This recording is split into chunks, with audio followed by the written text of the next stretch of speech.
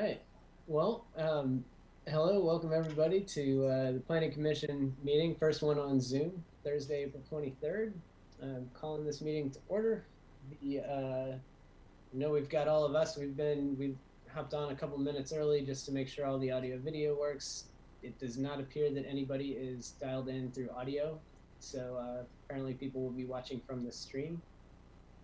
I did just want to say, and I don't know, Dean, if you wanted to put up that memo or not for anyone at home, and I can just give the highlights on the Zoom structure. Okay, just a sec. This document's coming up. I'm not going to read it, but just to point out that due to the state of emergency declared by the governor and as a result of the pandemic, that Act 92 was created to get around the no physical location because we do have the means the public can access this meeting through online video conferencing, and there is access available through phone as well. These the details of this have been posted with the notice and are also on the town website at shelburnevt.org. If there are any questions or concerns for anybody at home who's having trouble getting in, feel free to send an email to dpierce@shelburnevt.org. It's dpierce@shelburnevt.org, and we can try and get you sorted out. Since we're not having any complications, I think we're okay to just go ahead and go. It's fine. And with nobody on the phone, I don't think we need to do a roll call vote because everybody can see us. Yep, agreed. So, all right, with that, I'd take a motion to approve the agenda. So moved. I'll second. Moved by Steve, seconded by Megan. Any discussion?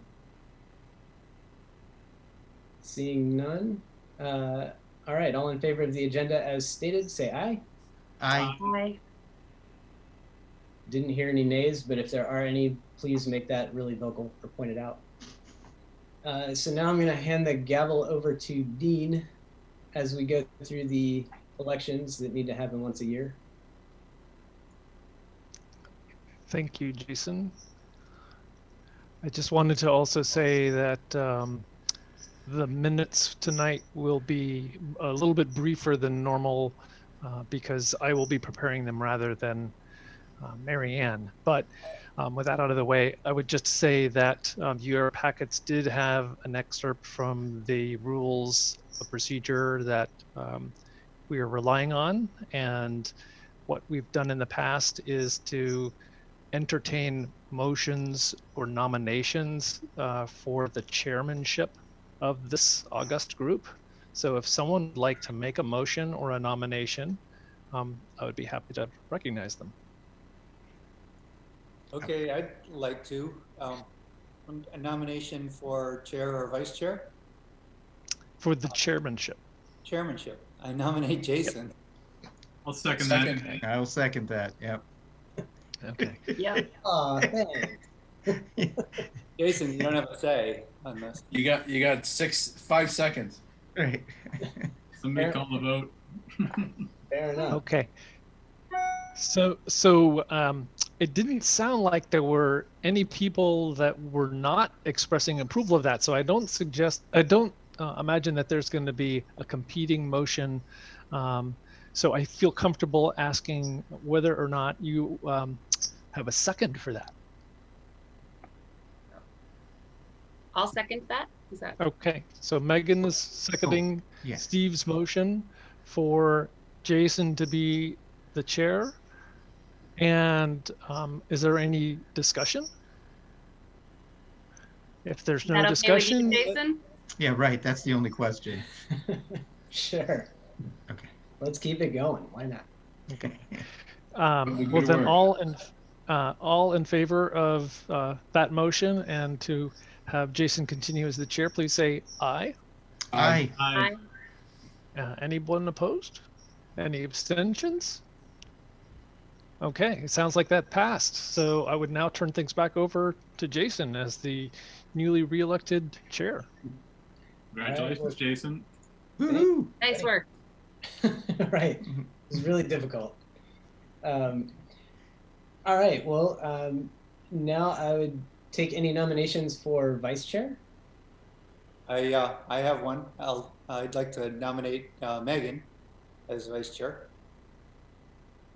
I'll second that. All right. That was Oh. Neil? What's that? That was Neil who seconded? Did I hear that right? No, Jean. That was Jean. Oh, Jean, sorry. And following Dean's line, were there any other nominations, or if not? All right.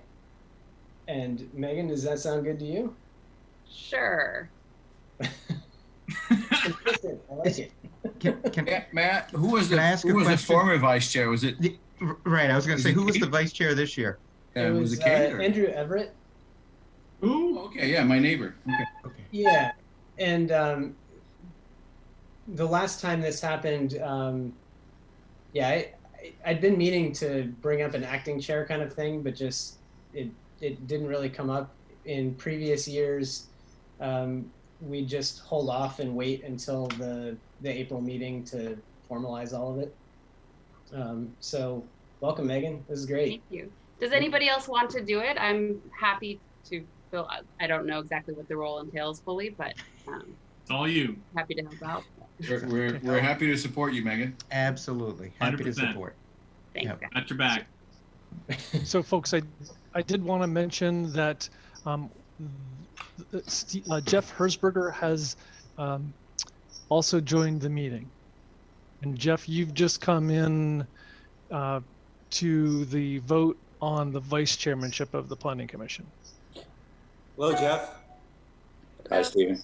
Hey, Hi, Jeff. Dean.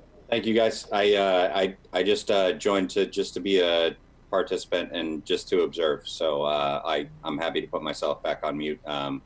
Unfortunately, my computer does not have a camera, so I'm just here on audio. So Yeah, all good. If you would you like us to say our names before we say anything, or are you good with just chiming in if you have a question of who was speaking? I'm good because I can see all you guys. So Oh, right. so I'm okay with there, and that being said, I'll put myself on mute. So Jeff, are you in the bathtub or something? Is that why you're not on video? no, it's I'm using an old laptop and the camera is not working. So unfortunately, or else I would be more than happy to put myself on video. But no, I am not in the bathtub. I'm in my office at High Acres. So Excellent, because this is a PG meeting. All right. everyone wears tops at least. That's good. Welcome. All That's a right. big thing. So we've got the elections out of the way. The next is approval of the minutes from March 12th. If anybody would like to make a motion to approve those.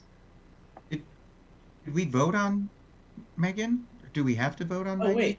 Thank you so much for pointing that out. Yeah. So it was moved and seconded. All in favor of Megan as vice chair? Aye. Aye. Excellent. Well, now you're official, Megan. All right. Congratulations. Thank Right. you. Thank you. Right. All right. I'm already failing in my chairmanship here. No, not at all. I'll move the minutes.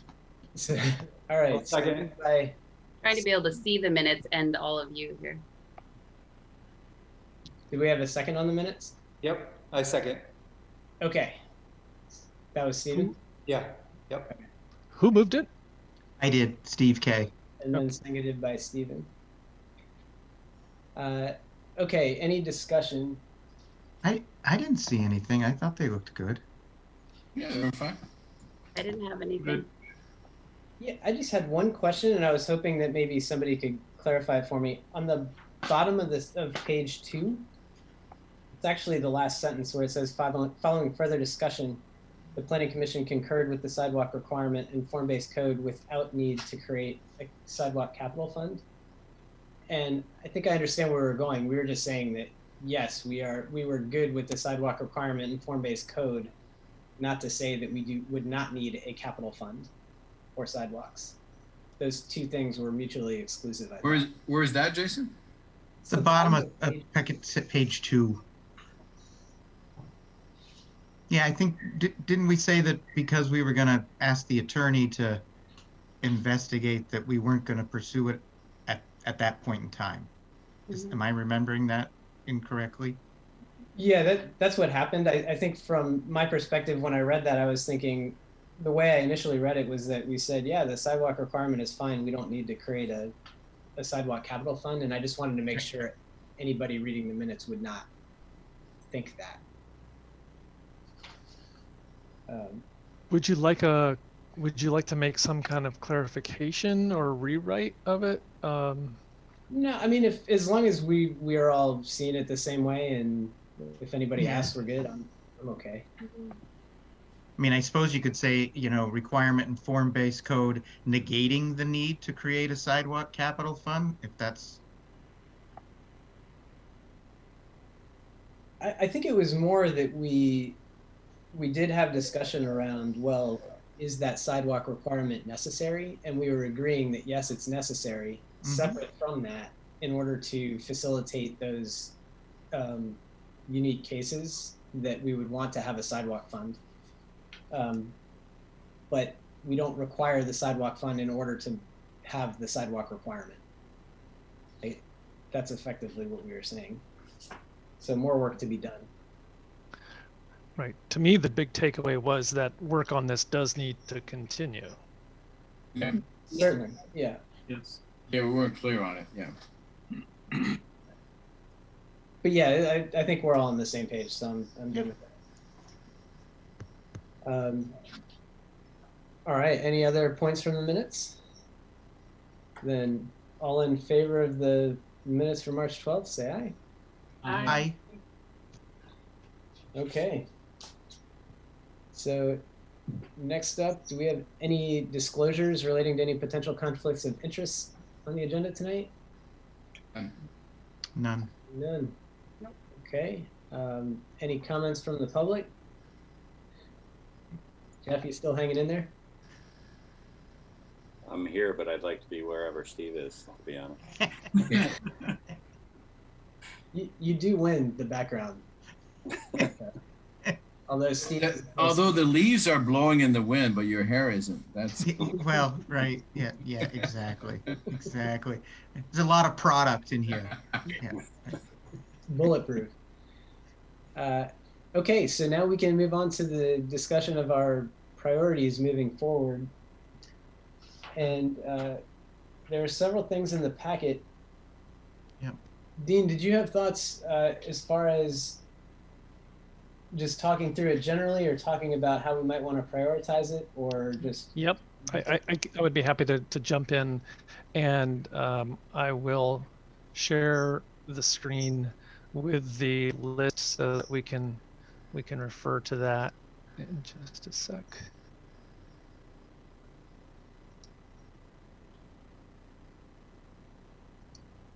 Assuming I can do this quickly.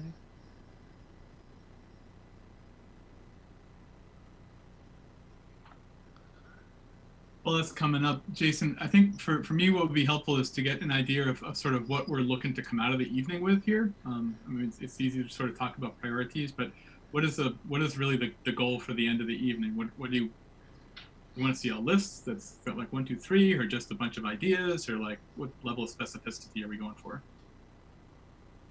The way that I looked at this, and I know there's different ways of getting into the priorities, but I took that list that Dean just put up on the screen and just put a 1, 2, or a 3 next to each item. And in my mind, the 1s are the things that are on our immediate radar. The 2s are things that we should start planning for and know that they're coming. And the 3s are, yes, they're things we want to get to, but it's not on our immediate radar at the moment. Mm-hmm.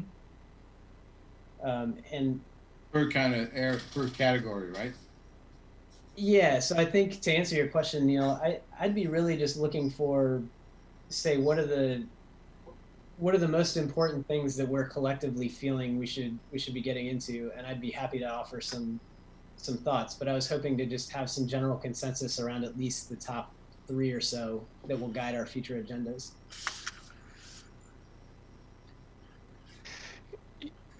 Yeah, the thing that I was going to add is that I know that I threw a lot of material your way to try to just get the juices flowing, including some things on prioritization. You really don't need to use a missile to kill a mouse. If you want to do some kind of prioritization, it could be very, very simple, and something that the PATS committee did was something very similar to what Jason said, which was to just rank 1 through 3. They used 1 through 5. And so if you want to go so far as to have everybody throw out numbers in connection with particular issues, then this spreadsheet that I've got set up would do the math for you and tell you very quickly what the results are. So I didn't know whether or not the list that I had sent out was going to be a reasonable starting point, and was wondering whether or not you wanted to work through something like that and say, yeah, that's worth rating, or it's not. And then maybe more importantly, what things should be added to that list so that when you do some scoring, it's included. So the question would be, do you want to talk through this list and add things to it, or strike it and then do a little voting exercise, or do you want to have a more general conversation to precede that? I think it's a good starting point. I think we should use it to start with. Yeah, definitely that. And I appreciated the stuff that you included. I know in the past, and I forget what it was for now, but Dean, you or I had put together a spreadsheet that had weighting and everything else, and it might have been around the town plan. And in the end, I don't know that we ended up actually using it. And my bigger concern was just making sure that we didn't get caught up in a process and miss the point of, okay, these handful of items are clearly priorities, and everything else isn't going to happen for the next 4, 5, 6 meetings anyway. I would like to see a general ranking and have that straw poll to see where people are thinking, and we can check in with that periodically, maybe quarterly. So I think that the spreadsheet the ranking spreadsheet you popped up probably would be helpful if we get some consensus on what the issue descriptions are. Not to digress, but or to really grind things to a halt, but as I was looking at some of those priorities, obviously I came on like in October, so there's stuff there that, to be honest with you, I don't even know what it is. And that's important, just to go through and make sure that we're familiar with what these are, the descriptions make sense, and we can speak to them. And I'm happy to do a quick little overview and answer any questions that people have. Since I put this together, some of them may seem self-explanatory, but if you're new here, or if you're like Jeff, you haven't been exposed to this stuff, you don't know what we're talking about. So under the form-based zoning category, I basically broke that out into the things that are in front of the select board at present that could conceivably be modified or might be sent back to the planning commission. I just don't know, for further discussion. That's the first group. The second group is those bigger issues that you might have touched on in the last year or so, but you realized that they were going to be too difficult to include in this set that you had hoped would be fairly fast moving changes that were really just the edits to what Brandy Saxton had prepared. Under the other zoning, the PUD setback amendment, that's the stuff that's been discussed fairly recently that would expand the allowances and the buffers. I don't know that I need to talk about that too much. This is something, however, that has been a little bit thrown off track by COVID. There was a vote to warn a public hearing. That hearing wasn't possible. It was before the law changed. So if there is agreement that that's something that you want to get back on track, there should be another vote on scheduling a hearing. The stormwater changes, stormwater regulations, including possible revision to extend the requirements, that's sort of a subset of the form-based zoning, in that it might take some of the additional stormwater requirements that were developed by Brandy and her team and apply them to a larger portion of the town. Yeah, there were a couple of different options as far as that was concerned. The Natural Resources Committee has been working in response to the reaction of the Select Board on some changes, and they have actually created a subcommittee of their group, and that subcommittee has been working quite diligently on those. And so I just wanted that to be on people's radar, that before too terribly long, the Natural Resources Committee will be coming back with that. Then there's this issue of payment in lieu of sidewalks and possibly paths, or maybe even going beyond that, that we were just talking about when we were discussing the minutes. And then there's the really big picture possibility of creating or pursuing a unified bylaw. So something that would combine the zoning and the subdivision regs and maybe simplify things in the process. Under the heading of the Telecommunications Review Board, there's just this 800-pound gorilla that is the ongoing hearing, and when should that resume? The second bullet under, or second topic under that is, if you recall, Brian Monahan had pointed out some limitations in the current ordinance, and perhaps those, when the time is right, could be addressed through some proposed amendments. Under the Select Board interests, the Select Board has indicated its interest in having the Planning Commission look at the topic of short-term rentals. There's also been this quite some time, this discussion about economic development initiatives, and they haven't made it crystal clear what they would like you working on. And now that we're dealing with all of the impacts of COVID, there is an ad hoc, or not an ad hoc, but a short-term committee that's been created that's working on a range of financial issues, but I think they have a component of their work that has to do with economic development. So maybe that will spur some additional instructions from the Select Board to the Planning Commission. Then the last one is just a very small one that didn't really happen. The Select Board has kind of moved away from its work on the capital improvement plan, and the version that you looked at was really a draft. It never got finalized, and so that's kind of a loose end, but a small thing. There were some things having to do with the comprehensive plan that touched on some map corrections and the possibility at one point that was being discussed of some other changes. And there was also this idea that when that was done, the comprehensive plan could be printed in a fairly large number, although that would be somewhat expensive. And in the current environment, I'm not sure that that would be seen as something that the town would really want to invest in at present. The other item under comprehensive plan is just this idea of community surveys or short-term bullet surveys, something that could be done on a regular basis online. There is, just moving on, there is a vacancy, and so finding another member. And then there's this catch-all at the very end having to do with COVID, which could take a lot of different shapes.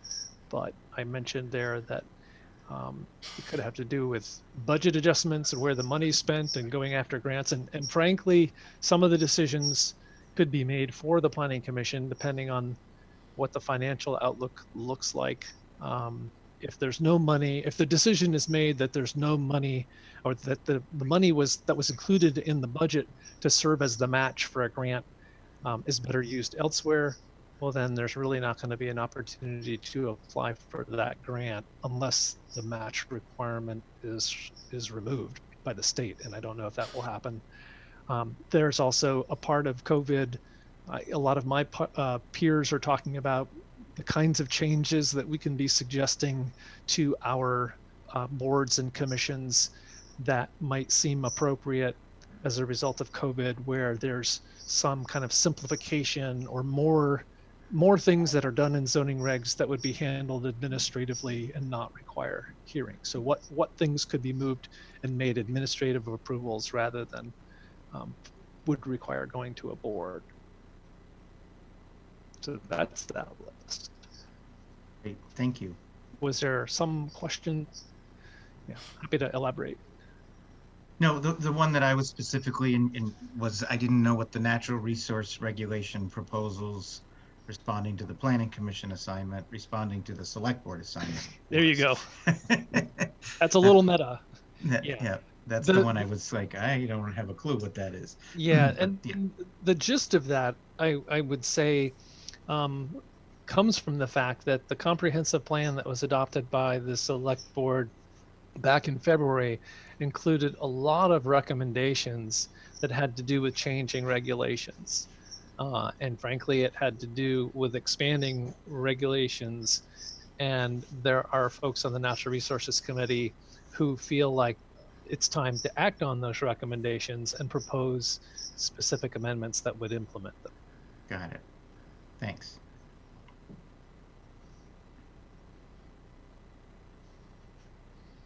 And as just general feedback, I think from a first thing that we could at least do one of them potentially tonight.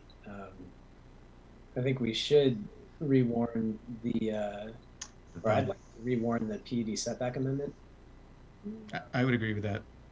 I would agree with that also.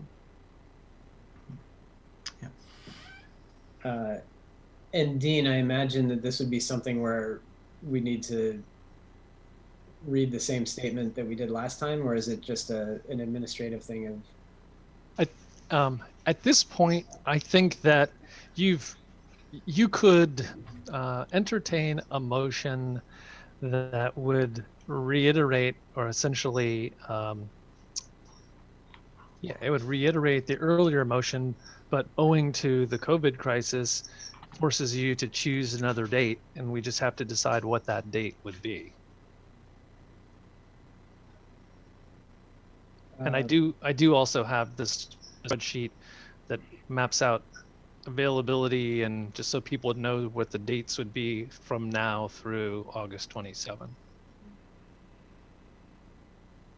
Yeah, well, and I suppose maybe before doing that, because my first thought was we were ready to do it. I think it's just a formality at this point, and there certainly could be some discussion around it, so we'd want to make sure we've got some time on the agenda. I would want to make sure that it wouldn't conflict with any potential TRB reschedule. And regarding that, I don't know that the TRB would be rescheduled before the next meeting, which is May 14th anyway. So would it make sense to just warn for that? Sure. Well, here we are on the 23rd.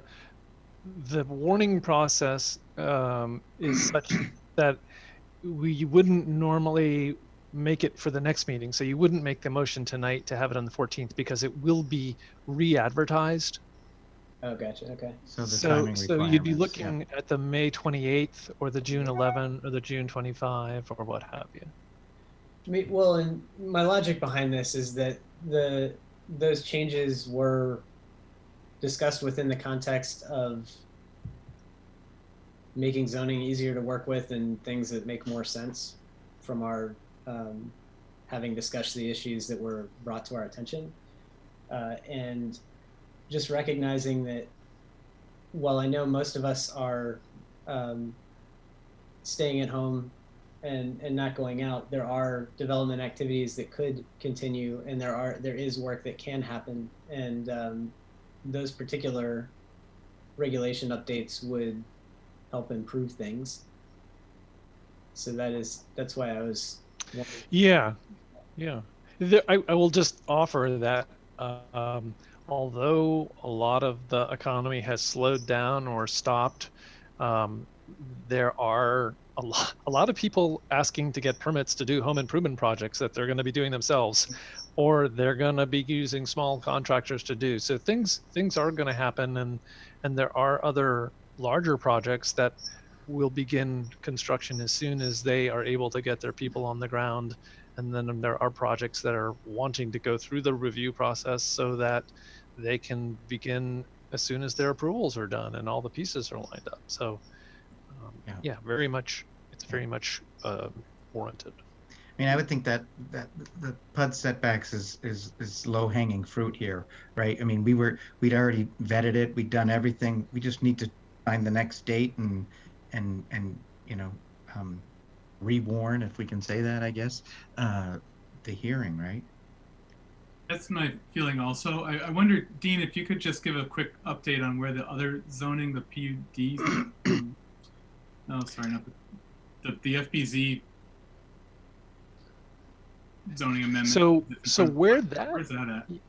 Right. Yeah. So where that is that it has been received by the select board, and the select board warned a public hearing, and they continued that discussion. They continued it to a date that was caught up in the COVID crisis. And so at some point, they will put it back on an agenda. And the question has been asked, but not yet answered, when that's going to be. The next meeting of the select board is Tuesday night, and on the draft agenda of that meeting, it was not present. So I'm not sure when it will come back up. Just wonder, in terms of our, you know, this PUD setback amendment piece, and for us to warn the hearing, which I generally am in support of, but I don't want to clog up the works for the select board also, right? I want to be sensitive to their needs. Yeah, well, there would need to be there would be some time, but yeah, you're right. You would be adding to their pile, which is a growing pile of amendments. And I understand. I do understand being sensitive to that, and that gets into eventually schedule when we've talked about having maybe quarterly releases or something like that, where the select board could know that they're going to receive packages from us. In this case, though, the form-based zoning amendment is currently with the select board. If we were to send the PUD setback amendment, yes, it is another thing that would be going to the select board, but that doesn't mean we shouldn't do it, I don't think. I mean, they can decide to take it on or not. I think we can make a case that there are people who would benefit from it, so it would be worth looking at. But I don't know that we should slow our work necessarily, especially since we already have that teed up. That makes a lot of sense to me. Yeah, I mean, I hear what Neil's saying and agree with Jason, and maybe because I just think, you know, in my experience, I think since October, I think this is only the second thing we've sent to them. The PUD. Right, and we may have some things come back. I think there's the form-based zoning amendment. Really, what happened, and I'm happy to be corrected if this is not the correct view, but effectively we submitted the amendment to the select board. The select board had their hearing. It was challenged by a member of the public, and the select board, I don't believe, was in a position to just say that they were good with it or that they weren't, because there wasn't, at the time, there wasn't necessarily a specific issue with it. It was more generally, and subsequent to that, there was a complaint filed by a member of the public to the select board about our process of getting to that amendment.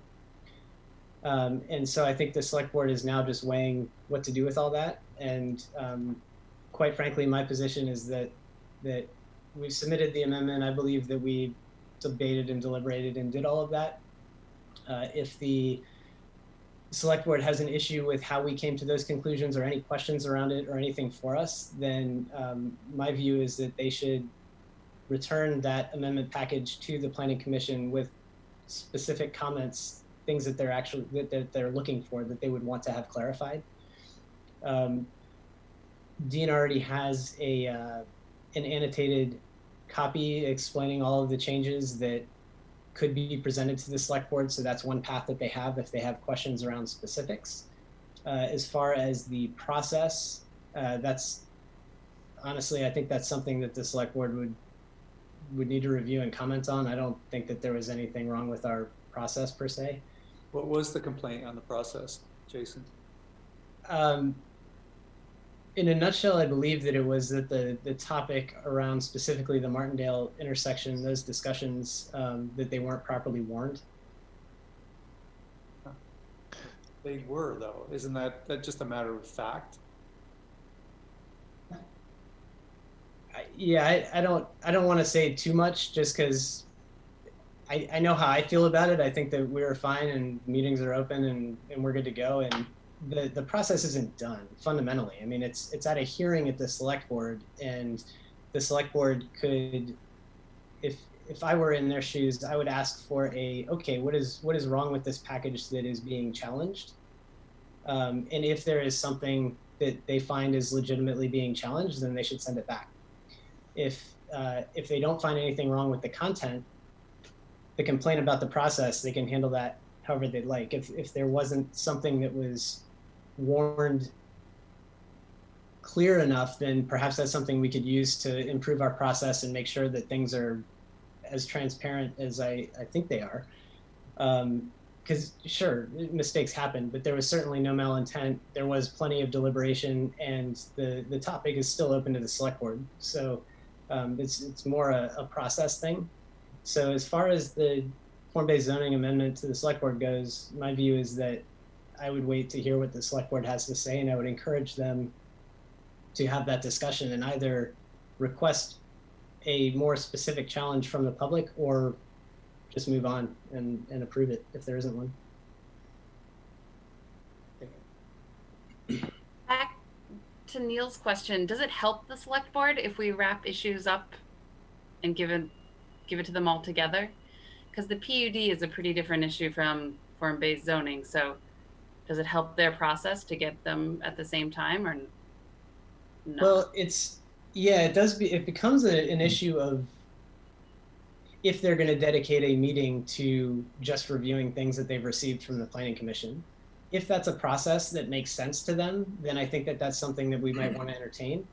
Otherwise, for example, the form-based zoning amendment was also submitted to them at the same time as a bylaw change that enabled the HPDRC to make administrative approvals. Right. And when they received both of them, there was discussion about, well, and I think when there was some contention around the form-based zoning amendment, there was a question raised of, well, should we pass this one since they were warned separately, effectively? Like we sent them both at the same time, but they were two separate things. And we did that intentionally in the event that one of them became controversial, the other one could still be approved. Okay. So it's really, I think this is a good question, and I'd be interested in select board feedback, and maybe that's a question, Dean, that you and I can ask them if they have a preference for when they receive things. But otherwise, I would look at it as it's a work pile. I mean, it's an inbox. As we complete work, we send it to them, and as they have time, they work on it, and they can prioritize what we've sent.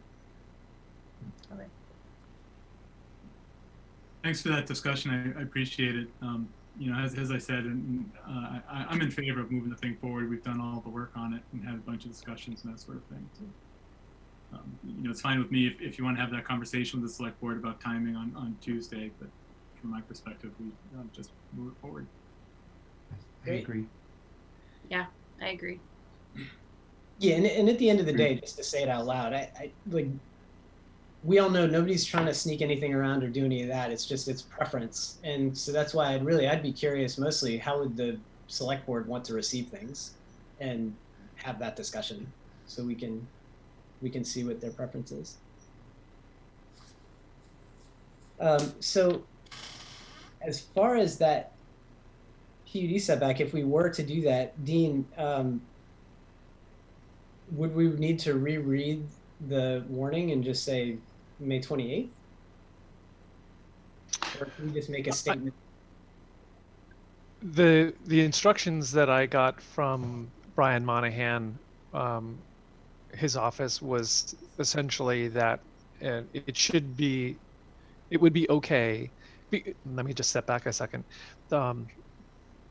When this became a problem, it raised the question of whether or not there would be any discretion on my part as staff to change the date in reflection of the fact that COVID had shut things down. And the advice was to simply have the Planning Commission decide to rewarn the hearing on this proposal for a specific date. And it could, and to my way of thinking, whoever makes that motion could do it by referring to the motion that had been adopted at the previous meeting, but could never be implemented because of COVID. And so if someone said that they moved to just trying to think of the best word for it, but to reinforce the earlier motion to warn a public hearing and to approve the bylaw change report for the PUD amendments, and direct staff to warn the hearing for, and you tell the date, and that motion was approved, then it would cover the bases, because I could refer to it when making the arrangements to get the ad published. There would be a record that you had both the first motion and then you had this one that addressed the fact that the first motion could never be completed because of COVID. And then we would have the hearing, and then whatever happens at the hearing would lead to the next step. I wasn't sure, you've realized that when I put this agenda together, I wasn't sure that you would actually come to this consensus so quickly, but I apologize for not actually having that drafted out for you. I think we can put it to, I mean, with that guidance, I think we can do it relatively easy. I think we just need to, is May 28th the date that makes sense to do that for? Everybody okay with that? I may not be here there, but I'm okay with that. It looks like there's a quorum. Why don't we do the meeting before then? There's not enough time to warn it. Yeah, it's just that those things get tricky. We typically do it 2 meetings out. Right. Well, here, I'll throw it out there. I'd move that we reaffirm the motion for a hearing in relation to the PUD setbacks that we had previously approved, I believe, at our last meeting. March 12th. On March 12th. Yeah, that we, and for May 28th, 2020. Right, initially warned for May 9th and rewarned. April 9th, right? Yeah. I'll second that. So moved by Steve, seconded by Megan. All in favor? Aye. Aye. John, we get an aye from you? Aye, sorry. That's right. Well, he took that one hard, Jason. I know, right? I walked off. That's right. Wow. Mic drop. I didn't see that one being controversial. All right, so we've got that out of the way, and I'm not trying to take away from the rest of the prioritizations. It's just these are more administrative, and we can do them. The second one, maybe just to have a brief conversation around it regarding the TRB. I know that in a perfect world, we'd rather just do this in person. We wouldn't want to do it through Zoom. Technically, there's no reason why we couldn't do it through Zoom. I'm not in any specific rush, but I'm wondering, Dean, if this is something where it's a matter of reaching out to see if the applicant had any thoughts around it, if they had a timeline. I know previously we wouldn't have been able to have it because I believe the council was under quarantine. Yeah, the original date would not have worked because Brian Sullivan had traveled and he was on the last day of his quarantine. He's back working. He seems to be well, and I have not heard from him. I have, other than to get a confirmation of the fact that I had said at this point I still don't know, and that was probably a week or 10 days ago, maybe close to 2 weeks. The other piece of information was an attorney who I believe would be working for some of the neighbors was also wondering the response to the general questionnaire on this topic of should quasi-judicial hearings be held during should they be held during this time, should they be done using Zoom technology, things like that. I believe Brian Sullivan's response to that questionnaire suggested that he wasn't in a rush looking for this hearing to be done using Zoom. Whether or not his opinions have changed in those recent weeks, I'm not sure, but I can say that I would reach out to him and ask, are you still comfortable with this being delayed? Because it's really his client that's entitled to a reasonably prompt resolution of this. And if his position is that they would really prefer it to be done when people are able to get together in a room, well, then we know that it's not going to happen anytime soon. If he says instead that, I'm comfortable with what the new legislation allows and you'd be comfortable having it done on Zoom, then it would really be the decision of the Planning Commission or the TRB. Do you want to try to conduct a hearing using Zoom? There's I think nothing left for us to do before the next hearing, right? I mean, we're just waiting for the next hearing to happen. Well, I think that one is it's really to just get your heads back in information, because enough time has passed that it would be tough to keep it all straight. There are some questions that it would be helpful to know that have to do with what did the applicant make of the initial responses that were provided by the consultants. Now, there is one question that's still out there having to do with the radar device, I'll call it, that's nearby. And to my knowledge, the FAA has not provided the answer to that question, but there were other answers provided that could mean that the applicant's experts do more work. But we haven't closed that work. We haven't closed that loop. And so what I'm saying is that if they realize that they should be doing more work, they may have done that work and they could give it to the TRB, and the preparation would be to become familiar with that new material. You would become familiar with it, the neighbors would become familiar with it before the next hearing is held. But isn't this what we need to discuss, that how on the prioritization of this, that in the scheme of things, is that what we should be spending our time on? And can't we push this out until we can get to meet in life, or then we have an audience and people can participate? It's a lot harder to participate through Zoom. Certainly, and that was definitely a concern of mine. I know that, I guess my point is that I know it wouldn't be impossible.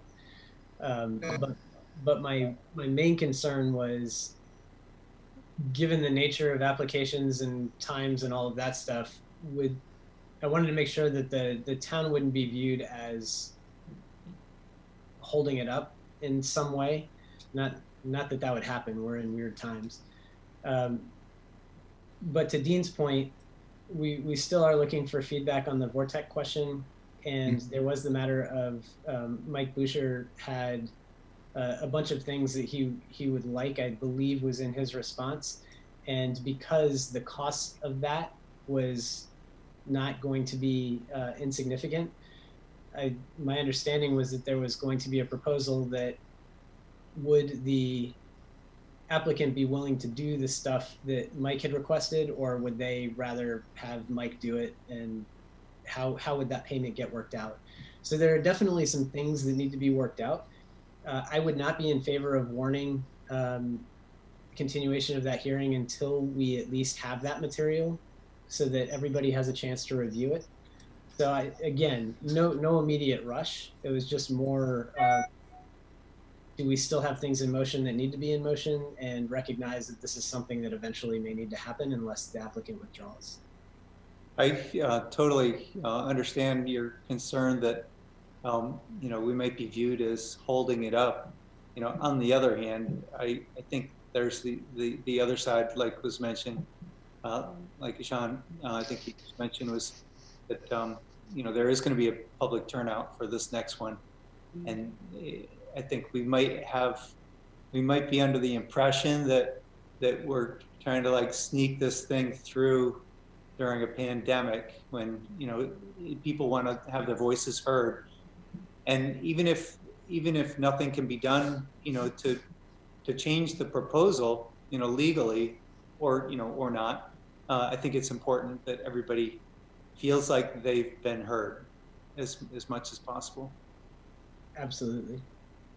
I agree with that. It's unless it's like, oh, it's September and we still can't get together, and then we really do feel like we're being a stick in the mud.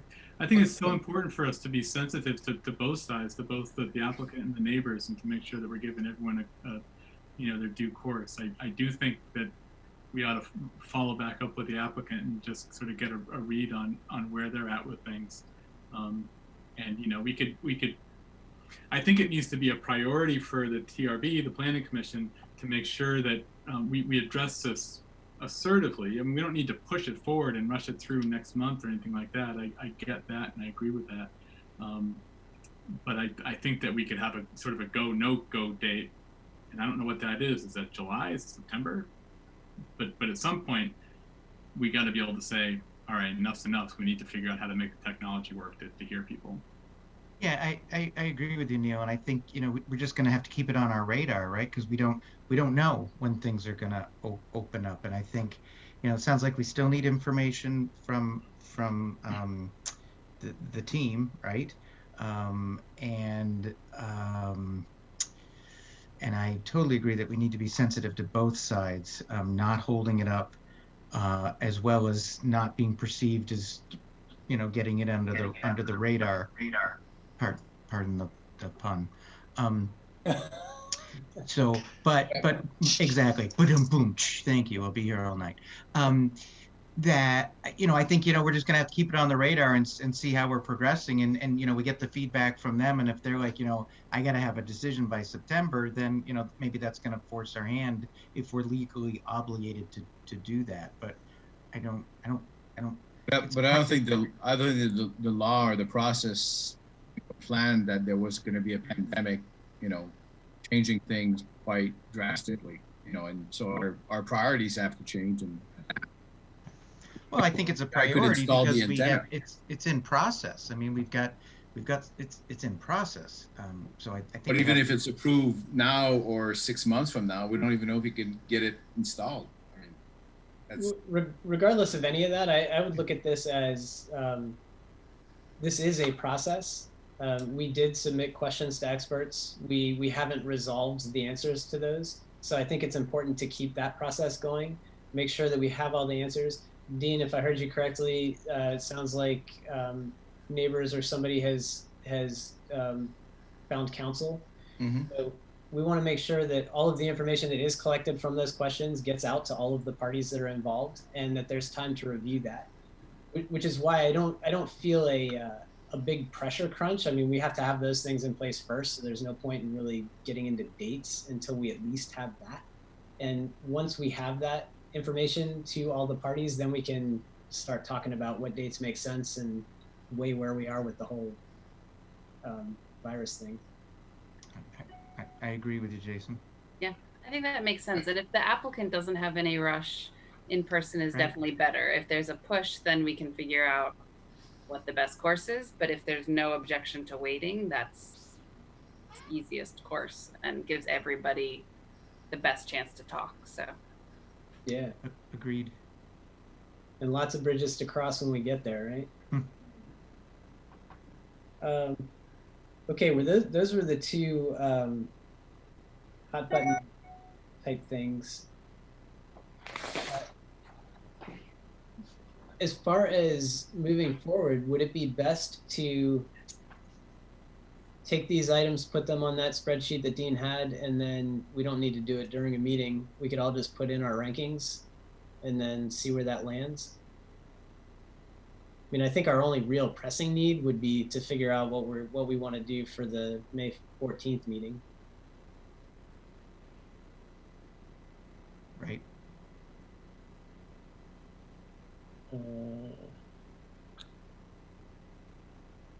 I think that makes sense. I mean, for me, when I look at the list, the unified bylaw is a big picture thing that doesn't have an immediate pressing, but it does capture a lot of the stuff we're talking about. So that's the one that I keep sort of coming back to. I think some of the other things might be sort of swept up if we pull that piece together. I like that too. I think that's a big issue, an important issue for us. It is. I would agree with that, and I'd love to see it. And Dean, I'd be interested in your thoughts, because when I think unified bylaw, I don't think of the Planning Commission doing that unilaterally. I see that as having consultant help. It would most likely, in a normal world, be something that you would get a consultant to help with. Who knows what things will be like in the future? But if you weren't, I think it would be possible if people were willing to be really flexible to pick up a couple of existing examples and work from them to craft one for Shelburne. I think everyone on the Planning Commission is bright enough and diligent enough that you could do that. It would just be harder, and it would be asking more. But when I look at this list and think about what I fear will be the economic situation in the coming year or two or three, I'm just not confident that there will be the grant opportunities that would help offset the cost for something like that. But then again, maybe there will be some program that would pay for that kind of work.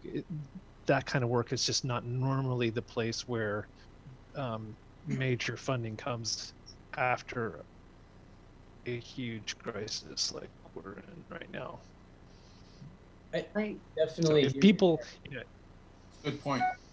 Yeah. I guess I had been thinking it could work along the lines of simplifying things for people, but if it's a process that's going to take a year and a half, that doesn't do much to simplify things for people in the current crisis. I think that if people would be willing to really break from the past, I think that's going to be one of the biggest challenges with going to a unified bylaw, is that people are accustomed to things being the way they are, and there are things in the existing regulations that have very, there are historical reasons why they're there. To create a new unified bylaw will take a very long time if the objective is to basically translate everything that's in the existing regs and put them in this new format. That'll take a long time, but I don't think that's the objective. I think the objective is to have something that is simpler and clearer and really addresses the most critical things. And that, if that's true, then it may result in certain policies that have been part of Shelburne's regulatory scheme since 19 whatever will have to be bid adieu. So if the group spent 2 months looking at other unified bylaws and you were to put together a structure for it, I think that would be possible.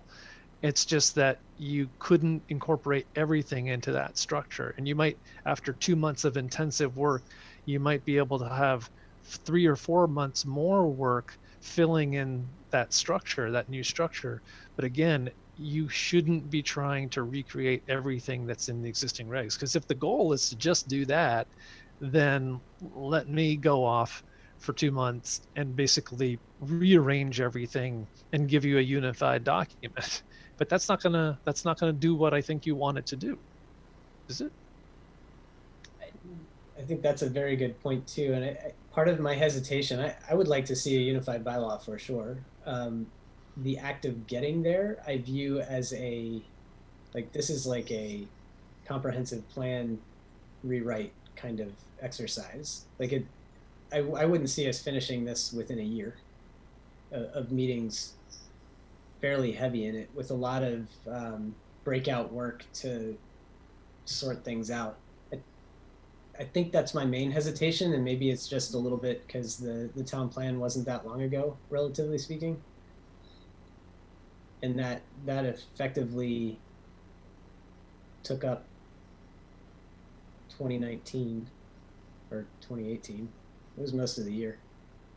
Time flies. Yeah, right. I think that unknown aspect about sort of how long it takes, and you know, to sort of answer Dean's question, what do we want it to actually look like when it's completed? Part of why I think we should makes it more of a priority is to make sure that we can answer some of those preliminary questions about, you know, what do we want it to look like when it comes out the other end.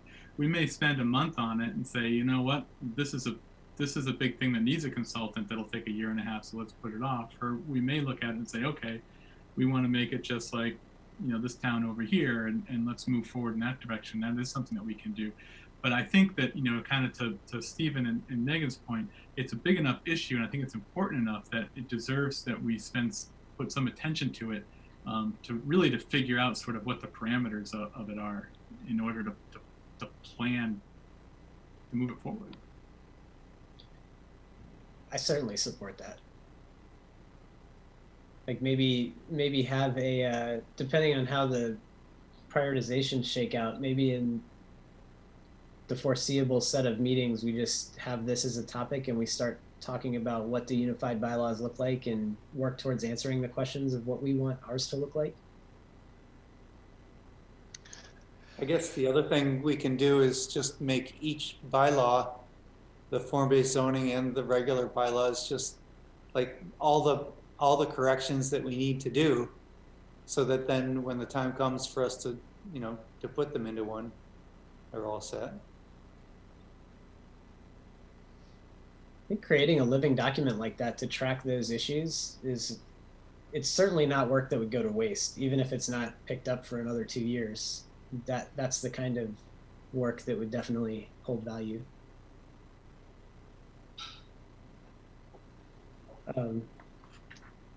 Okay, so we can have that in our minds as we prioritize.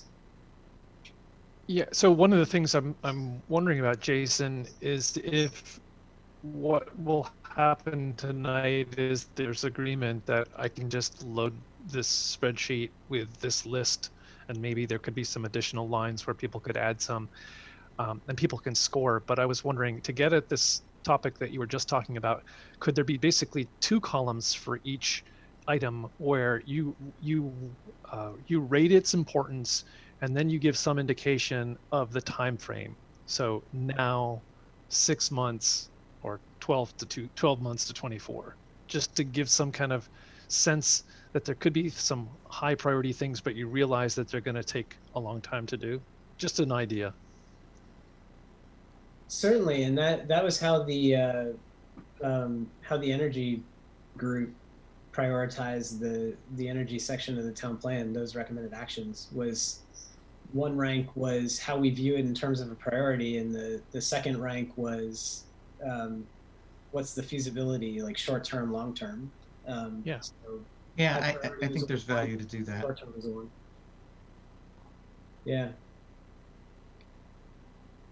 So This is very minor, Dean, but there's an extra A in my name on your spreadsheet. I think I've done that so many times. Thank you. Sure.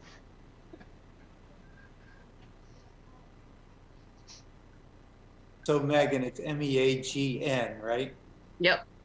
Okay. You got it. you had me. Nice. All right, so with that in mind, are there other topics we'd like to explore here around what's on this priority list, or anything else to add?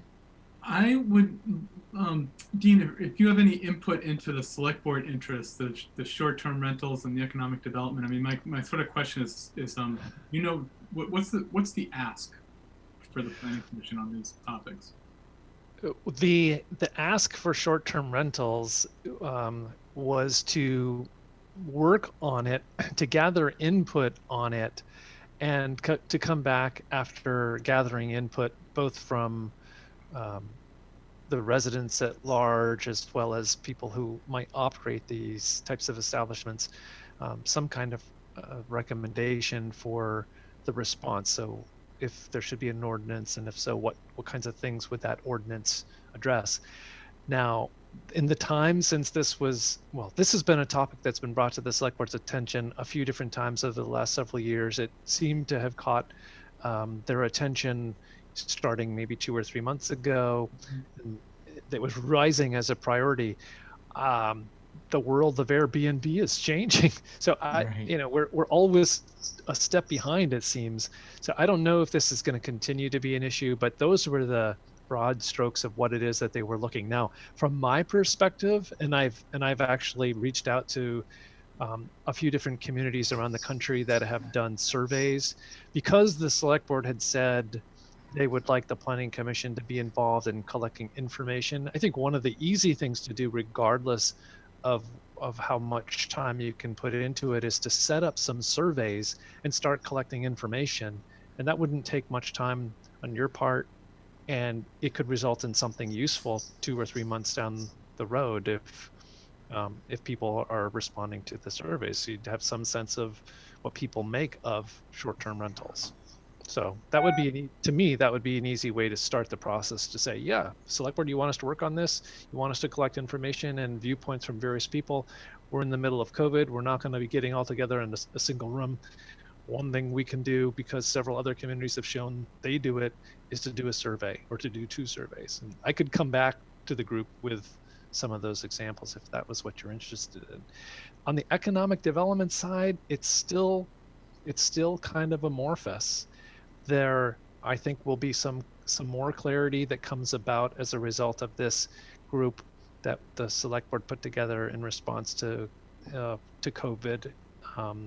But I haven't seen what any of those kinds of proposals might. I haven't seen what they look like, and that will tell us something. They're supposed to make some kind of, I think, interim presentation at the select board meeting on Tuesday. Maybe we'll know more of them. And then the final piece, the CIP, when I was sort of under the impression that was something that got approved, or it's like town meeting day sort of time frame, or that would get approved back then. Yeah, Well, me too. I thought so too. Well, the normal schedule for that is they do it in the fall, and they get the hearing draft to you in October sometime.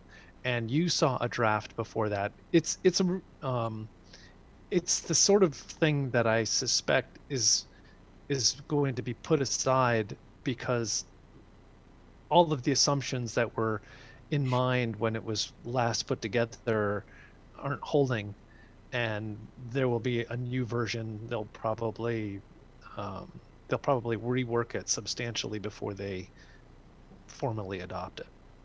And if they substantially rework it, they're supposed to be providing you with a version that's warned for public hearing. What have the changes been, Dean? Is it just budget wise because of COVID, or is it other things? So there are a couple of things that this particular line has to do with capital items. So this is the document that has the pages and pages of and columns and lines of things like, well, when's Paul Goodrich going to be replacing his truck, or stuff like that. Yeah. And so I'm just saying that document may need reworking after we start picking up the pieces. Now, this committee that has been created by the select board, as I understand it, is going to be putting together recommendations for adjustments to the budget that we are in right now. So the fiscal year that will end July 1, we're expecting to see some reduction in revenues, and what kinds of cuts will be made for the current year. And then we're in this weird place that the voters approved a budget that Right. would start July 1, and that was built on the normal situation, and people are appreciating that the reality will be different. And so what kinds of adjustments would be made to that budget between now and then? So it's both capital long-term document like the CIP, and then the current budget as it relates to the fiscal year that we're in, and the one that was approved by the voters but will start on July 1st. And there are some big questions like what, because normally the voters approve the budget and the budget is followed, but with some discretion by the select board. Here we're talking about basically changing it before it even begins. And I think people ask questions about what's the right mechanism for that. Should things go back to the voters first or not? And how? Right. So those are things I don't know the answers to, and I don't know that the select board yet knows the answers to. Right. That's helpful. Thanks. Yeah, I think hearing this, I would just say from a planning commission perspective, I just offer to the select board, if they're whatever their priorities are can become our priorities. Yeah. I mean, if they have something they need us to do and react and prioritize to, then we will do that.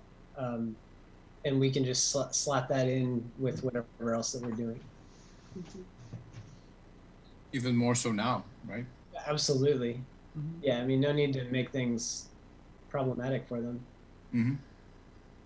And that sort of leads to the other question I had about this list. Is there anything useful that we can be doing as a committee for a COVID response for the town? I mean, it seems like the work we do isn't maybe fast moving enough to provide immediate help to anyone, but is there anything that we can be doing to help people who need assistance of all different sorts right now? If I can jump in, my comment earlier about me working with other colleagues on this question of zoning changes or regulatory changes that would allow certain things that normally go to a hearing to be done administratively. I think that's very likely the kind of recommendation that could come from this group, because essentially in crisis times, there are going to be even more people. I mean, just generally speaking, people want the answer to the question, can I do this? They want the answer to be yes.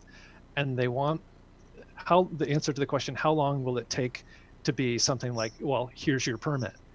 And the system that we have in place in Shelburne, there are very good reasons why the answer isn't always yes, but there's going to be some willingness to make changes so that the answer to the question is yes, we'll accept the impacts from this because we value the development or whatever in the short term, and so we'll say yes more often. That's something that'll be tougher, but the changes where something can be done without a hearing or with only one hearing rather than two, those are things that I think people would agree on fairly quickly. And so kinds of changes that you as a commission could be talking about are those where you ask yourselves, gee, should we rework the subdivision review process so that it has fewer steps? Or some communities have a process where you can combine steps when it's a low impact project. That would speed the process. And then on the zoning side, there are certain things where you would possibly say you aren't going to make it a conditional use, so it doesn't need to go to a board. Or you could relax certain parts of the regs that govern non-conformities. There are a lot of things where a building's been around for a long time. It's a non-conformity. The regs say you can change it, but you have to go to the DRB. So it's a public hearing. Well, maybe you can rework the regulations so that it wouldn't be a non-conformity, or it would somehow have an expedited process. And so you wouldn't have to go to a public hearing for those things that have been around for 30 years. So there are things that you could do that I think people would say, yeah, that's the kind of thing that we're looking for in a post-COVID world, where the answer is yes more often, and that it doesn't take as long. I like that idea. Dean, is that something you can make a prioritized list of the things that get asked for the most, and then we could, you know, look at those and address those in that kind of order? Yeah, I can certainly put something like that together, a framework. It'll be imperfect, but yeah, I mean, I can put something like that for you guys to look at. And if you wanted to, if you wanted to talk about something like that at your next meeting, and also the results of whatever your prioritization is, then I could probably have that ready for that. I think that'd be great. Mm-hmm. Can it be done retroactively, Dean, or that are, you know, that are stalled now? Can they be, you know, kind of be configured in a simpler? Well, the changes have to be made for someone to take advantage of them. That's just the basic, you know, the basic requirement is that the rules are followed and until they're changed. Now, the thing that's going to be the backstop or the backdrop for this entire conversation is, well, how do we as a town justify this given the town plan that was just adopted? And this is something that, you know, maybe you want to spend a little bit of time talking about, but in that description under COVID-19 response, where I said from changes in meeting practices to budgets to reworking to reassessing the priorities of the comprehensive plan, and, you know, there's a lot of stuff in the comprehensive plan that people, until there's a conversation, people are going to be saying, well, the plan says this. Yeah, the plan may say something that doesn't make a lot of sense to many people in the post-COVID world. So will you try as a commission to come up with something that clarifies what's the new directive? I mean, I'm not suggesting that you go back through the plan, but I am suggesting that it'll be there casting doubt on the kinds of changes that I just discussed. If there's language in the plan that says we should be doing more about stormwater, and I may say, well, you know, reduce redundancy, life can be simpler if there's no additional stormwater requirement beyond what the state requires. How do you reconcile that? So I can point these things out, but it's not going to make it any easier for you to choose. It could be a worthwhile discussion, though. Yep. And I do wonder, listening to you talk about it, Dean, about, you know, the other topic around unified bylaw, and how the things that you're talking about, streamlining some of the, you know, approvals, how it jives, how it meshes with the unified bylaw discussion. Are we doing the same thing twice? Well, yeah, I mean, I think if I hear you, the result of both could be simplification and shorter review processes. So yeah, there's similarity in the two. One is comprehensive, unified bylaw if you're putting it together, and the other one is more targeted.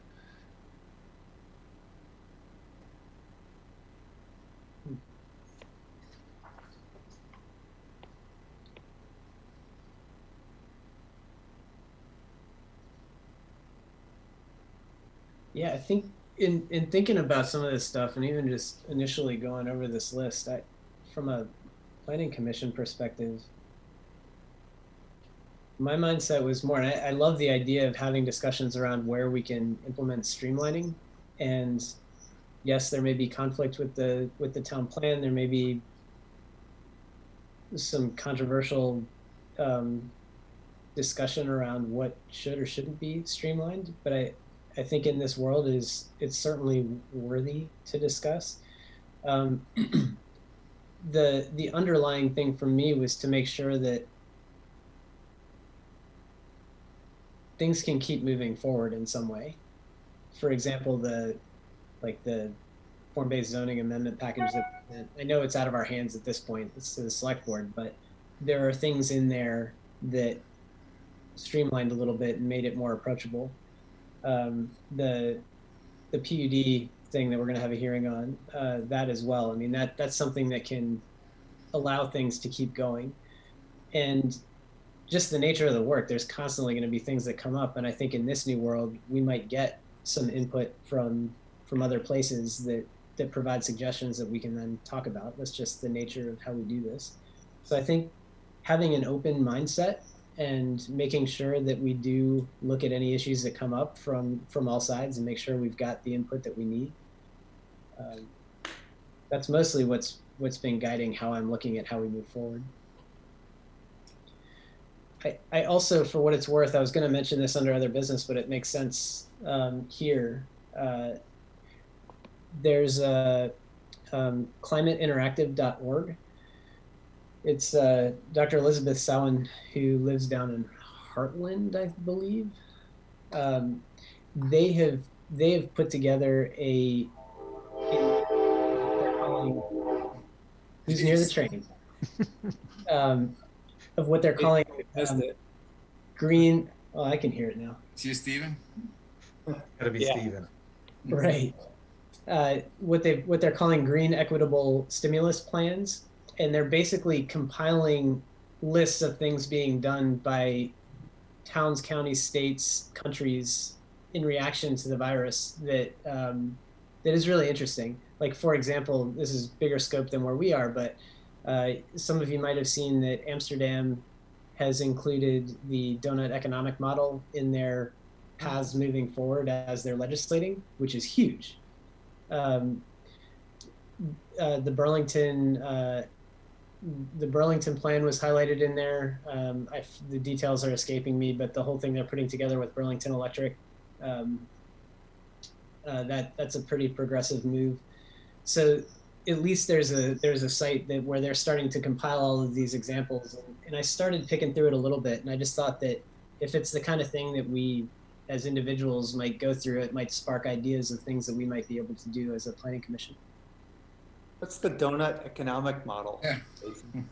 The concept, it's not the food, it's the shape. So if you think of a donut, the principle is that your economy should live within the cake part of the donut, and if you encroach more into the center, that's where you need to have limits, because you're encroaching on social inequalities and that sort of thing. Like, you need to have your safety nets so people don't fall through cracks. And the outer side of the donut, as you get out, get into environmental considerations. Like, you don't want to have unchecked resource grabs, because once you destroy the environment, you got nothing else to grab. So it's the concept of having the economy live within a donut, and it was pretty big news to have. There's been a movement around it, and there are economics departments that are, at least there's been discussions around it. I don't know how everybody feels about economics, but there's a book called Doughnut Economics by Kate Raworth, and it's really, really good, and I'm happy to lend it to anybody. So what was the website again for the minutes? It's climateinteractive.org. And I think there's a section, they're calling it the Green Equitable Stimulus Plans, and they're just collecting them from all over the place. Thanks. And I mentioned the Amsterdam thing with Doughnut economics, because that was the first thing that popped to mind.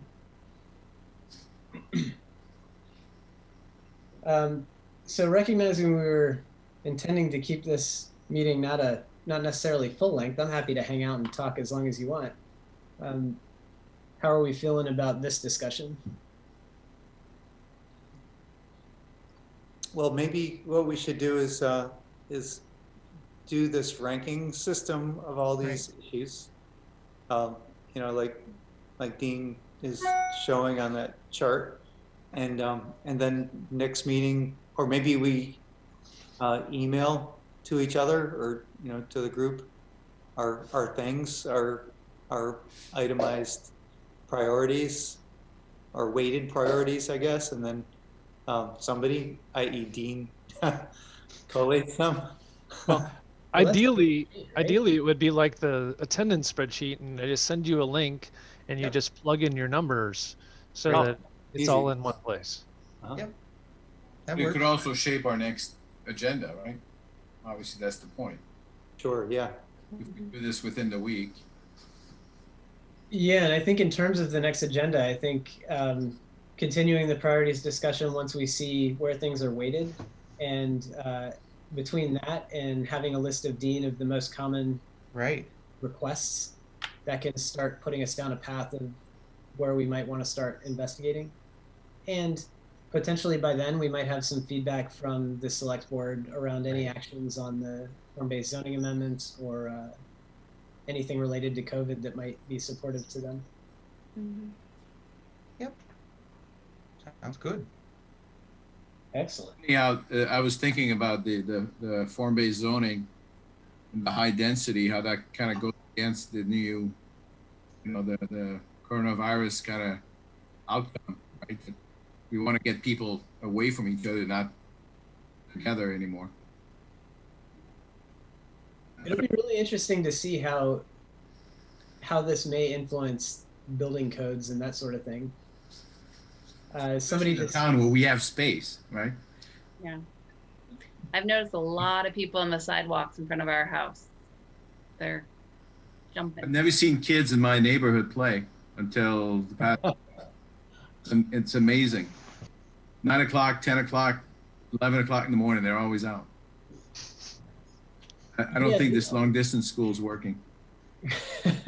I know I'm walking off the stress eating. Or swimming with that backdrop. Exactly. Yep, Yeah. There we go. It does seem like the sidewalks are not big enough at the moment. They're not Yeah, wide. it's funny. That's so true. Yeah. Well, on that point, in Montreal, and maybe Jean's been reading about this, the mayor has implemented some kind of policy where they are essentially widening the sidewalks to accommodate both the increased number and to allow for the social distancing. So there are cities that are making those adjustments already. I think even Burlington But did that with some streets, right? They Didn't they closed down the streets. Yeah, exactly. Yeah. It only works as long as the people are disciplined, right, to make it happen. Yeah.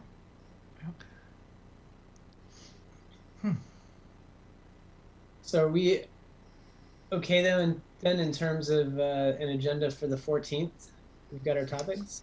Sounds good. Yeah. Mhm. Dean will share this spreadsheet. Dean, do you need a hand throwing any?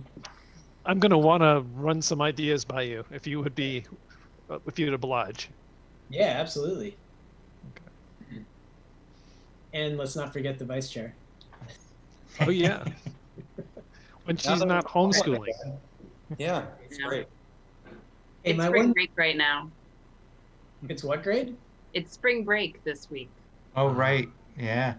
Which is kind of like last week, but different. Yeah, exactly. That's Yeah. right. Awesome. Well, if we're good on priorities, is it okay to move on to other business? Yep. Sure. All right. I think I gave mine, the climate interactive. That's cool. Was there anything else of note? I feel like I should have more, and I didn't. All right. Well, Dean, are you good? I am. I just was going to ask if there was any feedback that people had about doing the meeting by Zoom, suggestions or things that after you have gone to sleep tonight and you wake up tomorrow morning, you think, yeah, we should have tried to do this instead. Let me know, and we can make whatever adjustments would help. Well, I think it's interesting, in my observation, is that this is the first time I think we're looking at each other's faces instead of the side of each other's head. That is so true. It does change the focus. In some ways, it's weird to say not being in person felt more interactive. Yeah, right. You know, because Yeah. you're right. Usually we're at the table and, you know, there's usually some members of public or someone, you know, providing some information. And so, yeah, I mean, I thought this worked great. I mean, I think, you know. In the circumstances, I think this is Yep. Yep. great. Yeah, Yep. I think it worked well. Yep. When we go back to in person, we're gonna need a screen of all our faces. There you go. Right. We look Yeah, like. we'll do the Brady Bunch, the Hollywood Squares kind of thing, right? I do think that as we get into situations where there are members of the public who are engaging, that we'll need to formalize processes a little bit. Yeah. Agreed. But this is definitely comfortable and easy with a group of 7. Sure. Right. Yeah. Send it out a little bit will require some adjustment. Yeah. Absolutely. How would the public participate, Dean? Through Zoom as well? I mean, I'm So, going to get 90 people signing on, but. yeah, so what I've seen, and I mean, there have been a lot of messages and comments on listservs about this. For a small meeting with, 5 or so public members, I think that you could conduct things very much like you have already. If it was a big controversial meeting, what I've heard others do is that whoever's running the meeting would mute the audience and people would only be unmuted as they're recognized, so that you would take advantage of the hand raising capability. So there are things that you might need to implement. Dean, did you see the chat note about? Yeah, I was going to say, do you see that, Dean? I do, and that's Yeah. But that would be the way we proceed would be through Zoom also with. well. So the platform until the governor's restrictions, stay home, stay safe, are changed, because right now they wouldn't allow a public gathering for something that's non-essential, and this would be considered non-essential. So the rules of the game have to change. But if they were to change, then we'll have to see how they change. The problem with a public meeting is if there's a cap on number, and the number that people that actually want to participate is going to be greater than that, then how do you choose? You can't choose. So it may be that there's some continued use of Zoom longer than you might think is necessary, because everyone will have to be able to participate in some way. So Zoom is going to be with us for a while, and if it's a big gathering, I'm just saying that you control things, keep things from getting too out of hand by just limiting who can speak. You recognize them in the same way you would in a pretty formal meeting, where the chair calls someone and they stand up and they walk to the microphone and they speak, and then they sit down, and then the next person gets called on, and that sort of thing. And you can do all that through Zoom. It just takes a little bit more effort. I figure it's a matter of time as well before Zoom has that little reactions button. They add a hand raise or something. There Yeah. is one. They do, right? Yeah, There you can is. raise your hand. Can you? Yeah, Yeah. I don't know how to do it, but I've seen it happen. It's funny. I just did it. Oh, it's the reactions button. Reactions. See? Here you go. There's Well, a little no, clap. Right, but it's clapping or a thumbs Best clap. It's Yeah, that's not. all you got. I raised Because mine. I was on with someone and they raised their hand, but I think they did it by accident. But I Good did one. see a. Neil's raising his hand, Oh, is he? so There you Yeah. so we would call him. I'm pretty sure there's a way to do it. Looks like we He's can. high-fiving. So we just tell the member of the public just to do this in their window. They want to ask a question. Hey guys, Well- this is Jeff Herzberg. Can I just comment for Yeah. a sec? Of course. So I think you guys did awesome, and I really appreciate the way that you conducted the meeting, and I think it was done really well. So I think going forward, you guys are doing a great job, and it really helps us, and is very informative. And this was great for me to participate in. So even though I'm not on video, and I'll try to be on video next time, but no, I think it's really good, and I think it's really helpful. Even with just seeing you guys on the video is great. So I think you guys Super. did an awesome job. Thank you. That's Yeah, nice to hear, Jeff. Thank you. Thank you for the That feedback. feedback, and Yeah. thanks for being interested. Yeah. Cool. All right. Well, maybe with that, you take a Good. motion to adjourn. So moved. Moved by Steve, I'll Second. second I'll that. second. seconded by Megan. All in favor? Aye. Aye. All right. Well, thank you, everybody. And Hey, for thanks. Thanks, Thanks. everybody. Right, everybody. Good to see everybody.